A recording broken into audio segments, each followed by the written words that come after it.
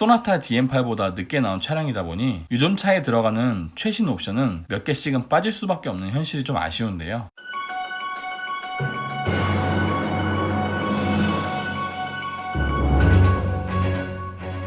안녕하세요. 가격표 번역기 차파고입니다. 오늘 제가 번역해드릴 자동차는 기아의 2021년형 스팅어입니다. 1부에서는 등급별 장단점에 대해 설명드리겠습니다. 그럼 시작하겠습니다. 플래티넘 등급입니다. 3,853만원이고요. 장점 먼저 설명드리겠습니다. 이번에 새로 장착된 2.5 터보 엔진은 304마력의 43토크입니다. 기존에 쓰이던 2.0 터보 엔진이 255마력의 36토크였던 걸 생각하면 엔진 성능은 많이 업그레이드가 됐죠. 예전에 2.0 터보일 땐 3.3 터보와의 마력 차이가 118마력 차이가 났는데 이제는 69마력 차이로 많이 좁혀졌으니까 굳이 3.3 터보 갈 필요 없다고 봅니다. 우리 같은 일반인은 300마력만 돼도 충분하더라고요. 그란투리스모를 지향하는 차인 만큼 고속주행 시 부담없이 주행할 수 있는 8단 자동 변속기 적용되며 고급 차인 만큼 스티어링 구동 방식도 렉 타입의 전동식 파워 스티어링입니다. 확실히 스티어링 감각이 쫀쫀해서 좋더라고요. LSD도 작년엔 최상위 등급에서 옵션 넣어야만 들어오는 기능이었는데 마이스터로 페이스리프트 되면서 전 등급 기본 적용되었습니다. LSD가 있으면 드리프트가 되니까 좋은 거 아니냐고요? 사실 LSD의 가치는 드리프트보다 코너링의 주행 성능이 크게 좋아진다는데 중점을 둬야겠습니다. 일반적인 차량들의 경우 코너에서 코너링 시 좌우 바퀴에 회전차가 생기면 주행 안전 장치가 개입하여 엔진의 출력을 제한하는 식으로 작동하지만 스팅어 같이 LSD가 적용된 차는 출력을 제한하는 게 아니라 오히려 한쪽 바퀴에 출력을 몰아주어 더 빠른 코너링 스피드와 탈출 속도를 가질 수 있게 됩니다. 또한 스팅어는 전자식 LSD가 아닌 기계식 LSD이기 때문에 전자식 LSD보다 더욱 즉각적인 반응을 보여주기도 하고요. 하여튼 좋은 겁니다. 무조건 좋은 거예요. 전방 충돌 방지 보조는 차량과 보행자뿐만 아니라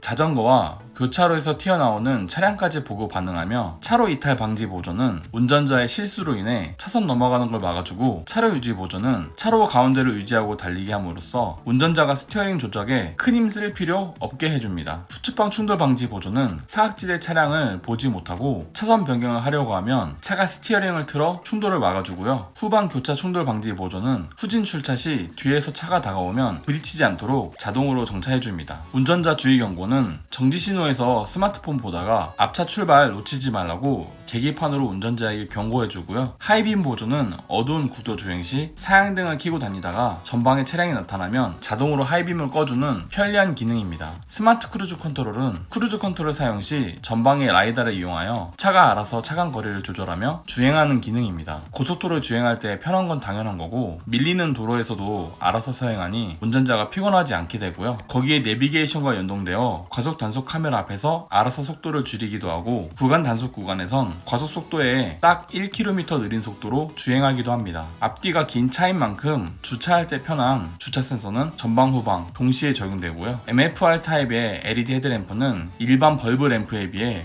훨씬 밝기 때문에 야간 운전 시 편합니다. 고급차인 만큼 이중접합 차음 유리가 앞유리와 1열 도어의 양쪽에 적용되고요. 디컷 스티어링은 열선 기능까지 포함되어 있으며 사실 원형 스티어링이나 디컷이나 기능상으로는 차이나는 건 없습니다. 하지만 돌릴 때만은 디컷 스티어링이 돌아가는 손맛이 좋더라고요. 운전할 때 허벅지 공간이 널널해서 편한 것도 있습니다. 참고로 작년 모델의 경우 디컷을 넣으려면 무조건 3.3 터보 엔진까지 올라가야 했습니다. 전 좌석에 천연 가죽 적용되며 운전석 시트는 전동 시트가 되면서 허리 지지대도 앞뒤뿐만 아니라 위아래 높이까지 조절됩니다. 내 허리에 딱 맞는 운전 자세 조절하기 편하죠. 앞좌석엔 열선 시트와 통풍 시트 둘 다 적용되며 뒷좌석은 6대서로 폴딩 되기 때문에 급할 때 길고 큰 짐 넣을 수 있습니다. 고급차인 만큼 버튼 시동 스마트키 기본 적용되며 요즘 아무리 다이얼 변속기니 버튼 변속기니 해도 역시 구간이 명관이라고 스팅어 같은 변속 레버가 이용하기 더 편하죠. 기계식 변속기처럼 드르륵 움직일 필요 없이 위로 올리면 후진, 아래로 당기면 전진입니다. 스포티하게 기어 변속할 때 편한 패들 시프트 들어오고요. 전자식 파킹 브레이크는 오토홀드가 적용되어 신호 정차 시 브레이크를 밟고 있을 필요 없습니다. 세이프티 파워 윈도우도 전 좌석에 기본 적용되고요. 3존 독립 제어 에어컨은 운전석 조수석뿐만 아니라 뒷좌석까지 따로 온도 조절 가능합니다. 풍량 조절이 개별 조절 안 되는 게 좀 함정이긴 하지만 온도만 따로 조절돼도 편하긴 하긴 해요. 내비게이션도 기존엔 8인치 디스플레이가 적용되어 스팅어의 실내 공간치고 좀 작고 옹졸하다라는 느낌이 있었는데 이번엔 10.25인치 내비가 적용되어 차급에 맞는 디스플레이가 들어온 것 같습니다. 10.25인치 내비가 좋은 게 좌우로 넓어서 동시에 여러가지 정보를 볼 수 있기도 하고 맵 업데이트도 무선으로 이루어지기 때문에 SD 메모리 뽑아서 따로 컴퓨터에 간 후 업데이트하는 불편함을 겪을 필요 없습니다. 플래티넘 등급 단점입니다. 차량의 가격이 작년에 비해 오르긴 했지만 업그레이드된 엔진과 LED 헤드램프 기본 적용된 걸 생각하면 크게 오른 게 아니긴 합니다. 사실상 182만원 정도 올랐으니까 이 정도 가격 상승은 괜찮다고 볼 수도 있는데요. 하지만 깡통 가격만 놓고 보면 329만원 오르긴 했습니다. 그리고 하나 용서 안 되는 게 이 계기판의 바늘 계기판인데요. 요즘 아반떼도 풀 LCD 계기판을 달아주는데 스팅어에 바늘 계기판이라니 좀 김이 세죠. 옵션으로라도 풀 LCD 계기판을 지원하면 좋을 것 같은데 추가 옵션들을 보니까 스팅어는 옵션으로도 풀 LCD 계기판을 넣을 수 없습니다. 177만원짜리 플래티넘을 넣어야 겨우 7인치 LCD 정보창 들어오고요. 시트 가죽의 선택권이 한정되는 것도 좀 아쉬운 부분인데 플래티넘 등급은 나파 가죽은커녕 브라운 시트 컬러도 고를 수가 없습니다. 오직 블랙 시트만 앉아야 되는 상황이에요. 스웨이드를 여기저기 씌울 수 있는 49만원짜리 스웨이드 컬렉션은 2.5 터보에선 넣을 수 없습니다. 이거는 오직 3.3 터보에서만 옵션으로 넣을 수 있고요. 제가 운전석 시트 옵션 중에 열선 시트, 통풍 시트, 허리 지지대는 필수라고 생각하는데 여기서 이왕이면 하나 더 있었으면 좋겠다 싶은 게 방석이 늘어나는 쿠션 익스텐션 기능입니다. 그런데 플래티넘 등급에선 이 쿠션 익스텐션을 추가할 수 없어요. 이건 오직 마스터즈를 가야만 만나볼 수 있습니다. 안전 하차 경고 기능도 오직 소리로만 경고가 되고 K5나 소나타처럼 적극적으로 문 잠가주는 거는 안 됩니다. 마지막으로 하나 더 꼽아보자면 센터페시아에 달리는 10.25인치 내비게이션이 좀 아쉽습니다. 스팅어가 K7보다 더 비싸니까 10.25인치가 아닌 12.3인치 내비게이션이 들어왔으면 어땠을까 싶은데요. 이게 차 실내에 비해 너무 크지 않겠냐고요? 하지만 제네시스 G80은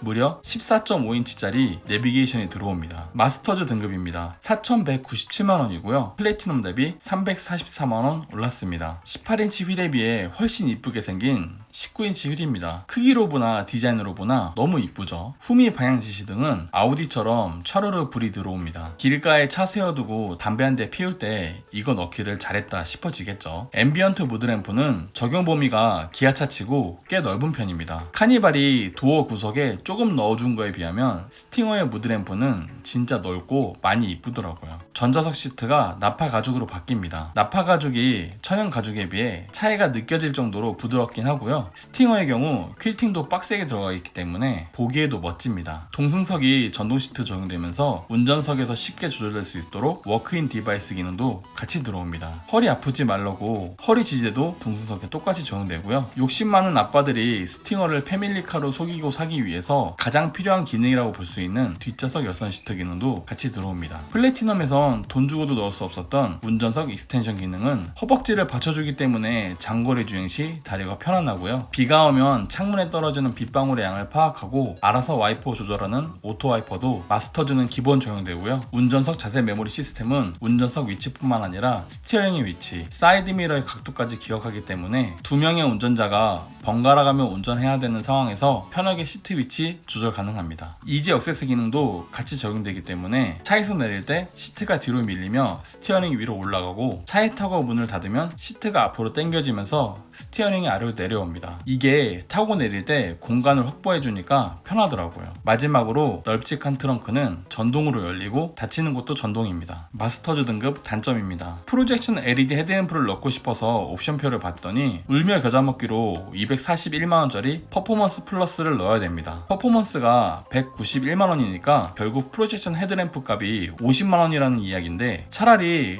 프로젝션 램프만 50만원 따로 떼다 팔지 왜 이렇게 퍼포먼스에 묶어서 팔까요? 이게 바로 기아의 옵션질인가 싶네요. 2.5 터보에선 스웨이드 컬렉션을 넣을 수 없는 것도 좀 아쉬운데 여기까진 옵션이니까 이해해보겠습니다. 그런데 천장에 스웨이드를 둘러주는 블랙 스웨이드 헤드라이닝까지 3.3 터보만에 전유물로 남겨놓는 건 살짝 아쉽네요. 이게 재질이 아쉬운 건 둘째치고 천장이 검은색으로 되어 있는 게 내부 고급감 면에선 무시할 수 없거든요. 3.3 터보 패키지입니다. 4,643만원이고요. 마스터즈 대비 446만원 올랐습니다. 373마력의 52토크인 3.3 터보 엔진은 대한민국 땅에선 솔직히 오버스펙 아닌가 싶을 정도로 강력한 엔진입니다. 2.5 터보에서 3.3 터보로 배기량은 800cc, 기통수도 4기통에서 6기통으로 늘었는데 가격이 446만원 상승뿐이라면 세금 연비 빼고는 안 고를 이유가 없는 가격 상승이고요. 프로집션 LED 헤드램프는 다이나믹 밴딩 라이트 기능이 적용되는데 코너링 시 주행 방향 쪽으로 라이트 조사각을 바꿔줍니다. 골목길에서 이리저리 꺾을 때 라이트 방향도 같이 움직이니까 좀 신기하긴 하더라고요. 천장에 블랙 컬러의 스웨이드가 둘러지는데 이게 보통 세무라고도 하죠. 사진으로 봤을 때보다 직접 봤을 때 이 고급감이 훨씬 좋습니다. 3.3 터보 단점입니다. 차의 본질만 놓고 보면 스팅어는 정말 좋은 차긴 합니다. 하지만 현대 기아차가 이 대격변하는 시기에 소나타 DM8보다 늦게 나온 차량이다 보니 유존차에 들어가는 최신 옵션은 몇 개씩은 빠질 수밖에 없는 현실이 좀 아쉬운데요. 예를 들어 원격으로 차를 놓고 뺄 수 있는 원격 스마트 주차 보조나 12.3인치 풀 LCD 계기판, 빌트인 캠 같은 건 페이스리프트된 스팅어에선 만나볼 수 없습니다. 그래도 뭐 이런 건 실제 운전에서 중요한 게 아니니까 무시한다고 해도 명색이 가족과 함께하는 그란투리스모를 표방하는 차인데 뒷좌석 도어에 이중접합 차음 유리가 안 들어가는 거나 뒷좌석 센터 암레스트에 볼륨 컨트롤이 안 되는 것도 좀 아쉽습니다. 이 차가 K7보다 더 비싼 차임에도 불구하고 이런 사소한 부분이 없는 게 좀 안타까워요. 이로써 등급별 장단점에 대한 설명은 끝났고요. 2부에서는 차파고가 제안하는 최상의 가성비 조합에 대해 설명드리겠습니다. 도움이 되었다면 구독과 좋아요, 도움이 되지 않았다면 싫어요를 꼭 눌러주세요.